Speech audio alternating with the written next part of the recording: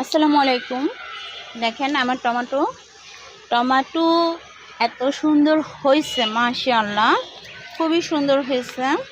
এটা কিন্তু আমার এখানে কয়টা গাছ, 3টা গাছ, আরও ছোট গাছগুলো তো হয়নি। হ্যাঁ, 3টা গাছ, কিন্তু এত সুন্দর হয়েছে মাশাআল্লাহ। এই যে দেখেন টমেটো ধরছে, ধরছে না? খুবই ভালো লাগতেছে টমেটোগুলো। এই যে আরও বাবু আসছে। আমার সাইকেলটা এখন ছাদে আনতে পারি না, ও এত ঠান্ডা পড়তেছে, ও ছাদে আসতে চান, কুয়াশার জন্য আনতে চায় না ছাদে। এটা হচ্ছে আমার টমেটো গাছ।